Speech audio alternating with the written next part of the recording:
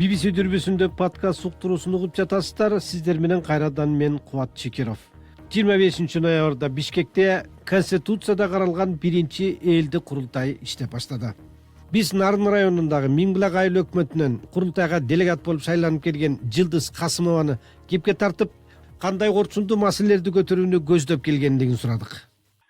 Эң негизги көйгөйлөрүбүз бул биздин айылдагы мектеп куруу. Актан Тыныбек атындагы биздин мектебибиз өтө коркунучтуу авариялык абалда турат. 1957-жылы ашар жолу менен курулуптур.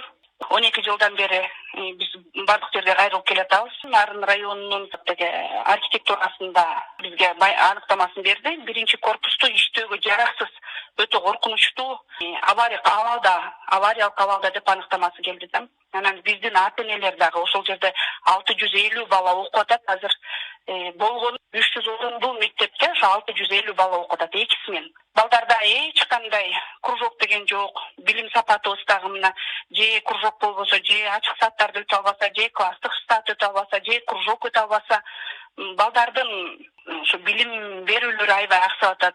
Ошон үчүн биз ушу мектеп салып берсе деген эң чоң көйгөй. Быйылкы жылы кириптир деп айтылды бизге. 159 миллион сомго бекиди. Жыл сайын бирок жанагындай 5 миллион сомго гана бекип калыптырбыз да.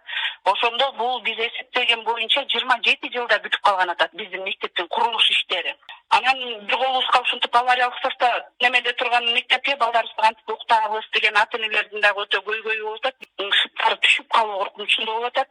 Анан жаздан баштап биз эмне контейнерге окутабызбы, кандай кылабыз деп атабыз. Анан бир корпусу иштеп атат, эми корпуска 5 же 4 смен кылып окутууга туура келет экен да. Күнү түнү балдар окуганга туура келип калат экен, эгерде бир эле корпусто окута турган болсок. Жылдыз, борбордук бийликтин өкүлү отурбайбы ошол райондо аким болуп да? Анан кийин алар эмне ушул маселени билбейби? Курултайга чейин эле ал жерде ушул маселени чечүүгө мүмкүнчүлүк алар издеп көргөн эмеспи? Бул боюнча биз сурадык, издеп көргөнбүз деп атат. Барганбыз деп айтышат. Буга биздин азыркы айыл өкмөтүбүз Курманбек деген жигит да кирип атат. Анан чечилет деген маселе чечилип атат, бирок ушунчалык аралыгы, жыл аралыктары узагыраак мөөнөткө чечилип калып атат да. Нарын районунун тоолуу алыскы райондордун катарына кирет эмеспи? Анан кийин ал жакта негизинен эми мал чарбасы менен, дыйканчылык менен оокат кылышат дегендей, мектепте жаңы окуп бүтүп кетип аткан жаштарга же болбосо шаардан окуп келген жаштарга ошол жерлерде мындай жумушчу орун табуу маселеси кандай турат? Андай маселелер дагы өтө курчабал да. Себеп дегенде эң биринчи ирригация деген бул биздин бул Онарча дарыясынын нугунан агып өтүп жаткан жана насостун суусун самотек суунун өзүнүн нугун буруп канал алып келүү насоскочу. Бизде 1000 деген гектар жерлерибиз азыр мына таш болуп жатат, ошолор жерлерибиз айдалбай жатат. Ошол жерлерибиз айдалып сугат иштери жандана турган болсо, Россиядагы балдарды эмнеге жиберип атабыз? Казакстанга балдарды эмнеге жиберип атабыз? Жумуш жоктугунан балдардын баары кетип атат да. Эгерде ушул суу маселеси дагы чечилип калып турган болсо, бизде бир нечелеген гектар жерлерибиз, кайрак жерлерибиз, сугат басып турган жердин баары быйыл кайрак болуп калды. Эгерде ошол жерге суу жете турган болсо, каналыбыз ошол насос самотек курула турган болсо, биздин көптөгөн аянттарыбыз деңейген атат. Биздин жаштар жер үлүшүн алган атат. Жаштар келип ошол жерге отурукташкан атат. Азыр жер жок, мисалы, ар бир Кыргыздын гражданине 18 жашка чыккандан кийин 4 соток жерге ээ болуш керек деген мыйзамда, кодексте жазылып тур. Бирок биздин 18 жаш эмес, канча жашка чыккан балдарыбыз биздин азыр жери жок эле, ар кайсы жерде квартирада жүрүшөт, ар кайсы жерде жүрүшөт, жашоо шартка байланыштуу монтип шаар кыдырып кетип атышат. Жемишин алгысы келет. Анан ушундай иштердин баары эле калып кетип атат да.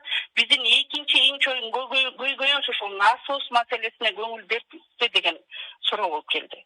Солтон Сарда алтын комбинаты бар эмеспи? Ошол жер Миңбулак айыл өкмөтүнө таандык. Анан кийин бирок алар экологияны булгап атат деп убагында Кытай компаниясынын лагерин жаптырышып, алардын ошол жактан ишин токтотуп коюуга жетишкен эле да. Ошол окуя болбоду беле. Эми ошондон кийин азыр элдин позициясы кандай болуп атат? Эми ошол мисалы чет элдик компания ошол жакта иштешине алар мүмкүнчүлүк береби экен, жокпу экен? Бул маселе 3-4 жылдан бери бизде өтө курч маселе болуп келатат беле. Быйылкы жылдары уже элдин арасында түшүндүрүү иштери жүрдү да. Анан Бизде ошо бир аз бучук деген жер болуш керек. Ишке берилди. Азыр иштеп атышат. Аябай иштегенде эмес, буларда чалгындоо иштерин көрүштү окшойт го. Анан биздин айылдан 50 бала жумуш менен камсыз болду. Жаз айына чейин, жаздан баштап, жаз мезгилинен баштап 2000ге чейин жумуш менен камсыз болот деп атат. Бул деле эл башында макул болбой, жайытыбыздын баарын жоготуп алабызбы, экологиялык сууубуз эмне болот, эгер жанагындай сууга цианидтер түшүп кетсе, биз жалгыз эле Миңбулак, Онарча, Эмгекчил эч класс эмес, бүтүндөй кыргыз эли кандай абалда келип калат деп буга чейин каршы болгон жигиттерибиз, ата-энелерибиз баарыбыз каршы болуп турганбыз. Анан ушу көптөгөн түшүндүрүү иштеринен улам ошо биздин айыл ошо макул болуп, иштегенге өздөрү макулдугун берип, азыр бүгүнкү күндө иштеп атышат. Бир 50дөй бала смен менен барып иштеп келип атат окшойт. Бул биринчи элди курултайдын делегаты Жылдыз Касымова менен маек болду.